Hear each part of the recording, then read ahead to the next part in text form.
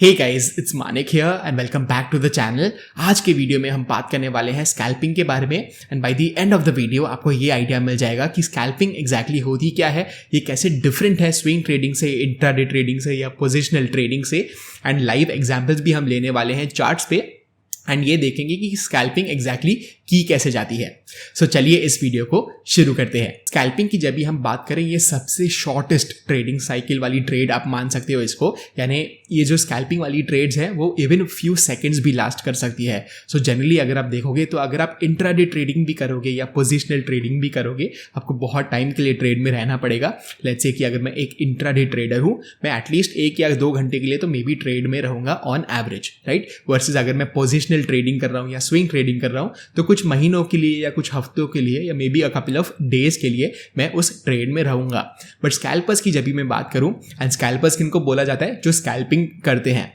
इसी वजह से इस टाइप ऑफ ट्रेडिंग को स्कैल्पिंग बोला जाता है, राइट। सो स्कैल्पर्स की जो हम बात कर रहे थे, ये सिर्फ कपल ऑफ मिनट्स या max to max may be 5 minutes 10 minutes में भी ये अपने ट्रेड्स को स्क्वायर ऑफ करके निकल जाएंगे। सो अगर उनको लॉस होगा तो वो क्विकली बुक कर लेंगे लॉस को, एंड अगर उनको प्रॉफिट होगा तो 1 सेकेंड वो क्विकली बुक कर लेंगे प्रॉफिट्स को। स्कैल्पर्स की अगर हम बात करें तो जनरली आपको देखने को मिलेगा कि ये टेक्निकल एनालिसिस यूज की जाती है यहाँ पर, या some sort of data use किया जाता है।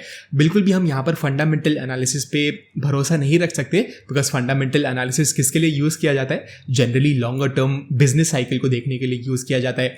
कैसे वो बिजनेस फेयर कर रहा है, मे बी कुछ टर्न अराउंड हो रहा है बिजनेस में, कुछ टेलविंड्स आ रहे हैं बिजनेस में जहां पर उस इन्वेस्टर को बहुत अच्छे से प्रॉफिट्स हो सकते हैं इन द लॉन्ग टर्म, उसके लिए फंडामेंटल एनालिसिस को यूज किया जाता है। बट जब भी हम स्कैल्पिंग की बात करें, बिल्कुल भी कुछ फर्क ही नहीं पड़ता स्कैल्पर्स को। जितना भी न्यूज आए, जितना भी बिजनेस अच्छा हो या बुरा हो, उनको क्या फर्क पड़ता है? उस छोटे मूव से ही फर्क पड़ता है। यानी लेट्स टेक एन एग्जाम्पल, और अगर मैं निफ्टी में ट्रेड कर रहा हूँ, सो अगर मैं सिर्फ 5 पॉइंट्स या 10 पॉइंट्स में ट्रेड कर रहा हूँ, यानी मैं पोजीशन ले रहा हूं, मेरे अगर फेवर में 5 पॉइंट्स या 10 पॉइंट्स गया, मैं क्विकली उसको एग्जिट कर लूंगा। एंड वो आप सभी को पता है कुछ सेकंड्स में भी आ सकता है, राइट। सो अगर 5 पॉइंट्स का मूव, 10 पॉइंट्स का मूव मेरे फेवर में आ गया, 20 पॉइंट्स का मूव मेरे फेवर में आ गया इन लेट्स से 50 सेकंड्स या 1 मिनट, क्विकली मैं वहां से एग्जिट कर लूंगा। So as a scalper generally आपको यही देखने को मिलेगा कि बहुत ही छोटे मूव्स चाहिए होते हैं एंड बहुत क्विक मूव्स चाहिए होते हैं। सो यहाँ पर फंडामेंटल एनालिसिस की बिल्कुल ज़रूरत ही नहीं है। मुझे कुछ फर्क नहीं पड़ेगा कितनी भी कंपनी अच्छी हो, कितनी भी कंपनी बुरी हो, एज लॉन्ग एज मेरे फेवर में मुझे मूव देखने को मिल रहा है, and that is all that scalpers care about. यहाँ पर कुछ प्रिंसिपल्स भी होते हैं जो स्कैल्पर्स बिलीव करते हैं, एंड इसके बारे में अभी हम डिस्कस कर लेते हैं very quickly. First principle is that small moves are very easily attainable. इसका मतलब क्या है कि जनरली अगर आप देखोगे तो 5 पॉइंट्स या 10 पॉइंट्स निफ्टी में लाना या पाना काफी ईजियर होता है when compare to may be let's say 300 points move या 400 पॉइंट्स मूव। जनरली अगर आप स्विंग ट्रेडर की बात करो तो वो मे बी इवन 500 पॉइंट्स या 1000 पॉइंट्स का मूव टारगेट कर सकता है निफ्टी में। एंड आप सभी को पता होगा कितना रेयर होता है वैसा इवेंट जहां पर निफ्टी एक ही डायरेक्शन में ट्रेंड दे एंड बहुत इजीली आपको 500 पॉइंट्स या 1000 पॉइंट्स का मूव आपके फेवर में मिल जाए, right. Versus let's say 5 points या 10 पॉइंट्स का मूव जो बहुत ही छोटा मूव होता है, एंड जैसे हमने डिस्कस किया वो 30 सेकेंड्स में भी आ सकता है या मे बी इवन 1 मिनट में आ सकता है। वो ऑलमोस्ट एवरी डे होता है, राइट। सो एक ऐसा कैंडल तो आपको मिल ही जाएगा 1 मिनट के कैंडल पे या 3 मिनट्स के कैंडल पे। कैंडल स्टिक चार्ट की यहाँ पर मैं बात कर रहा हूँ कि बहुत इजीली निफ्टी 10 पॉइंट्स 15 पॉइंट्स तो उस कैंडल में मूव तो कर ही देगा, and that is all scalpers need. So बिल्कुल भी 300 पॉइंट्स 500 पॉइंट्स के ट्रेंड में उनको कुछ फर्क ही नहीं पड़ेगा, बिकॉज उनका जो टारगेट है वो सिर्फ 5 पॉइंट्स या 10 पॉइंट्स का है। सो हमने यहाँ पर टारगेट की तो बात कर ली, जनरली लॉसेस भी उतने ही उनके होते हैं, यानी रिस्क रिवॉर्ड इज जनरली 1:1। मेरा कहने का मतलब ये है कि 5 पॉइंट्स का अगर टारगेट है तो ऐसा नहीं होगा कि 50 पॉइंट्स का लॉस लिमिट होगा। सो ऑब्वियसली स्कैल्पर्स भी ट्रेडर्स हैं, रिस्क रिवॉर्ड वो भी देखते हैं। तो अगर 5 या 10 पॉइंट्स का टारगेट है तो उतना ही लॉस होगा एट मैक्स। एक और चीज स्कैल्पिंग में होती है कि प्रोबेबिलिटी ऑफ प्रॉफिट काफी हाई रखना पड़ता है। जैसे हमने डिस्कस किया कि अगर 1:1 का रिस्क रिवॉर्ड है, तो अगर आपके पास 50% का विनिंग प्रोबेबिलिटी है कि आप जीतोगे लॉन्ग टर्म में, I don't think so. Because let's say कि आप अगर 10 ट्रेड्स ले रहे हो, उसमें से 5 ट्रेड्स में आप हार रहे हो एंड 5 ट्रेड्स में आप जीत रहे हो। जब भी आप जीत रहे हो तभी भी आप 1 रुपी जीत रहे हो, जब भी आप हार रहे हो तभी आप 1 रुपी हार रहे हो। सो नेट अगर आप देखोगे तो 0 हो जाता है। इनफैक्ट आपको कॉस्ट भी इनकर करना पड़ेगा ट्रेडिंग करने के लिए, यानी जो हम चार्जेस भरते हैं, ब्रोकरेज भरते हैं एक्सेट्रा। सो ये सारी चीजों के बाद आप नेगेटिव स्फीयर में आ जाओगे एंड इनफैक्ट आपको कुछ प्रॉफिट ही नहीं होगा। सो स्कैल्पिंग में जनरली ऐसे सिस्टम्स यूज किए जाते हैं, इतना क्विक एग्जीक्यूशन होता है कि जो प्रोबेबिलिटी ऑफ प्रॉफिट है वो काफ़ी हाई हो, रिस्क रिवॉर्ड अगर 1:1 भी रहा एंड आपके पास मे बी 75% या 80% का प्रोबेबिलिटी है सक्सेस का, तो आप इजीली स्कैल्पिंग में एक अच्छे ट्रेडर बन सकते हो। सो यहाँ पर हमने क्या प्रिंसिपल्स देखे स्कैल्पर्स के। फर्स्टली कि जो स्मॉल अमाउंट ऑफ पॉइंट्स है वो इजीली अटेनेबल है। सो अगर मैं निफ्टी जैसे इंस्ट्रूमेंट की बात कर रहा हूँ, बहुत इजीली मैं 5 पॉइंट्स या 10 पॉइंट्स कैप्चर कर सकता हूँ। सेकंड प्रिंसिपल ये था कि स्मॉल मूव्स रेगुलरली तो आते ही रहते हैं। सो जैसे हमने डिस्कस किया कि 500 पॉइंट्स 600 पॉइंट्स लाइक अ स्विंग ट्रेडर हमें चाहिए ही नहीं। 10 पॉइंट्स 15 पॉइंट्स भी अगर मिल गए तो मैं क्विकली, अगर मैं एक स्कैल्पर हूं, मैं एग्जिट कर लूंगा। चलिए अब ये डिस्कस करते हैं कि इंट्राडे ट्रेडिंग में और स्कैल्पिंग में डिफरेंस क्या है। सो यहाँ पर अगर मैं एक ट्रेडिंग टाइम फ्रेम की बात करूं तो अगर आप एक इंट्राडे ट्रेडर हो, मे बी आप 5 मिनट का चार्ट यूज करोगे या 15 मिनट का चार्ट यूज करोगे एंड आपका जो ट्रेडिंग ड्यूरेशन है, यानी लेट्स से ऑन एवरेज आप कितने ट्रेड्स को रख रहे हो, कितना टाइम ट्रेड को रख रहे हो, जनरली वो मे बी लेट्स से 5 मिनट्स का हो सकता है या up till 1 hour 2 hour 3 hour या एंटायर ट्रेडिंग डे का हो सकता है। सो ये तो हो गई इंट्राडे ट्रेडिंग की बात। पर जब भी मैं स्कैल्पिंग की बात कर रहा हूँ ये काफी डिफरेंट हो सकता है। स्कैल्पिंग में क्या होता है, बहुत ही वेरी स्विफ्ट मूवमेंट आपको चाहिए। 5 सेकंड्स तक का भी ट्रेड हो सकता है कोई केसेस में,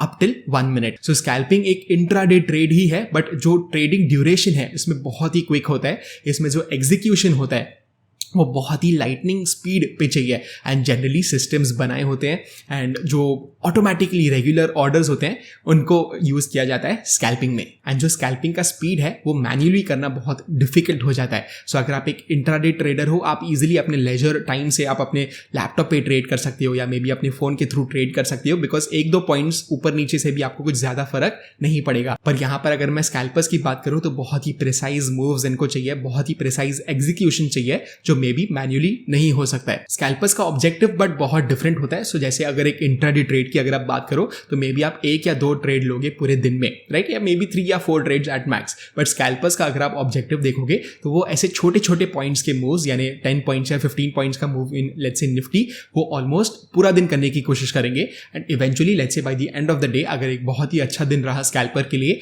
वो मे बी 50 पॉइंट्स या 100 पॉइंट्स निकाल पाएगा निफ्टी से, जो बहुत ही ज्यादा अच्छा एक आउटकम होगा उस ट्रेडर के लिए। सो बेसिकली ऐसा ही टारगेट होता है कि छोटे छोटे पॉइंट्स पर बहुत ऑफन ट्रेड करके निकाला जा सके and that is the objective of a scalper. अभी यहाँ पर डिसेंट प्रॉफिट्स होने के लिए डिसेंट साइज भी लगेगी। सो जनरली अगर आप देखोगे तो स्कैल्पर्स बहुत अच्छे से साइज भी यूज करते हैं, यानी वो थोड़ा सा एक्स्ट्रा लेवरेज यूज करेंगे ताकि उनको जो छोटा मूव भी मिल रहा है वो एटलीस्ट उनका कॉस्ट कवर कर पाए, जो ट्रेडिंग कॉस्ट है जैसे ब्रोकरेज, STT एक्सेट्रा, एंड उनको प्रॉफिट्स में लेके आ पाए। सो वंस अगेन इनका साइज थोड़ा सा बड़ा होता है देन यूजुअल। लेट्स से जो इंट्राडे ट्रेडर साइज यूज करेगा उससे काफी ज्यादा एक स्कैल्पर का साइज होता है, उससे ही वो छोटे मूव से वो बेनिफिट कर सकते हैं। चलिए लैपटॉप स्क्रीन पे चले जाते हैं ताकि हम देख पाए कि कैसे स्कैल्पिंग कर सकते हैं इन लाइव मार्केट। सो गाइस ये निफ्टी का 5 मिनट्स का चार्ट है एंड यहाँ पर हम सिर्फ एक एग्जांपल लेने वाले हैं कि स्कैल्पर का माइंडसेट एग्जैक्टली कैसे वर्क करता है एंड मे बी वो कैसे ट्रेड करेगा ऐसे सिचुएशंस में, इसके बारे में हम बात कर लेंगे। चलिए एक काम करते हैं, एक्चुअली एक स्कैल्पर जैसे सोचते हैं एंड 3 मिनट्स के टाइम फ्रेम में चले जाते हैं या मे बी इवन 1 मिनट के टाइम फ्रेम में चले जाते हैं। चलिए कोई बात नहीं, 3 मिनट्स के टाइम फ्रेम पे रहते हैं एज इट इज। ये सिर्फ एक एग्जांपल मैं बताने की कोशिश कर रहा हूँ। सो यहाँ पर स्कैल्पर्स जनरली क्या करते हैं, मेनली सपोर्ट एंड रेजिस्टेंस पे काम करेंगे। सो सपोर्ट एंड रेजिस्टेंस क्या हो सकते हैं, लेट्स से कि आपको यहाँ पर एक बहुत अच्छा रेंज देखने को मिल रहा है, राइट। सो मैं क्या करूंगा, वेरी सिंपली ड्रॉ पे क्लिक करूंगा, एक हॉरिजॉन्टल लाइन को क्लिक करूंगा एंड लेट्स से कि मुझे लग रहा है ये सपोर्ट है एंड ये रेजिस्टेंस है, right. So for the day आपको देखने को मिल रहा है ये जो रेंज हो गया है, स्कैल्पर्स को मे बी ये बहुत पसंद आएगा बिकॉज स्कैल्पर्स को सबसे ज्यादा किस चीज की जरूरत है, दैट इज क्विक मोमेंटम। जैसे मैंने आपको बताया अगर 10 पॉइंट्स या 15 पॉइंट्स का भी मूव मेरे फेवर में आ गया तो एज अ स्कैल्पर मैं बहुत ही खुश रहूंगा। सो यहाँ पर क्या हो सकता है, जनरली जब भी एक रेंज ब्रेक होता है या चाहे वो ब्रेकआउट हो ब्रेकडाउन हो, आपको एक स्विफ्ट मूव देखने को मिलता है for at least a few seconds या few minutes.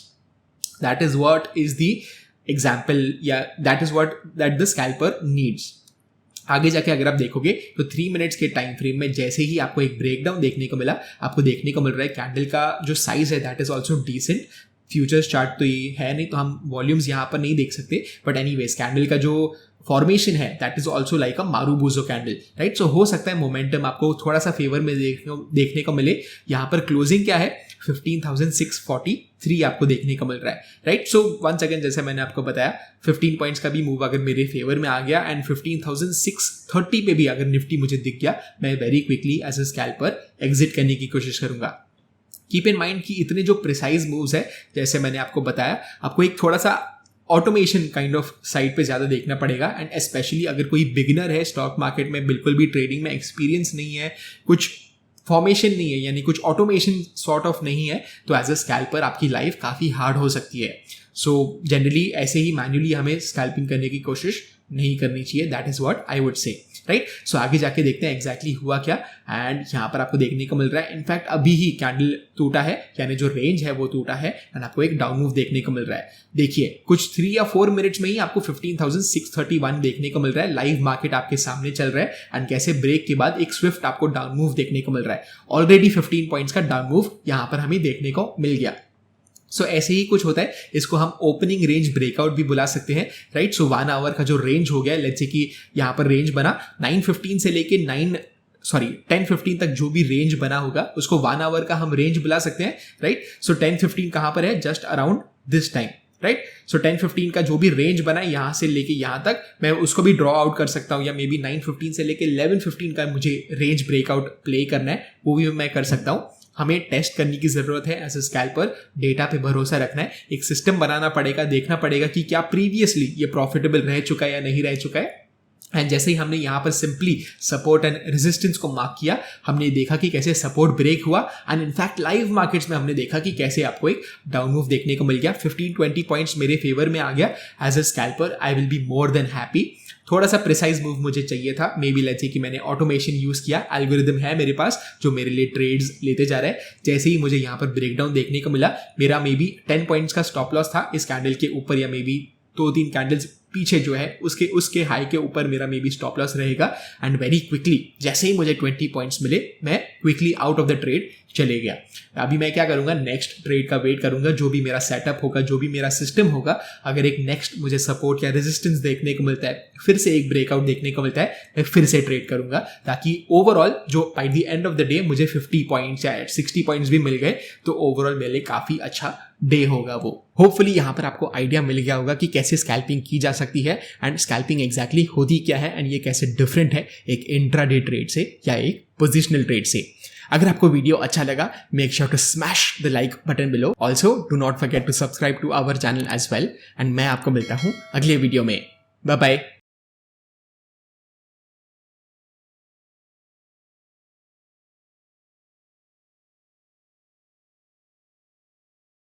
Investment in securities market are subject to market risks. Read all the related documents carefully before investing. Please read the risk disclosure documents carefully before investing in equity shares, derivatives, mutual fund, and or other instruments traded on the stock exchanges.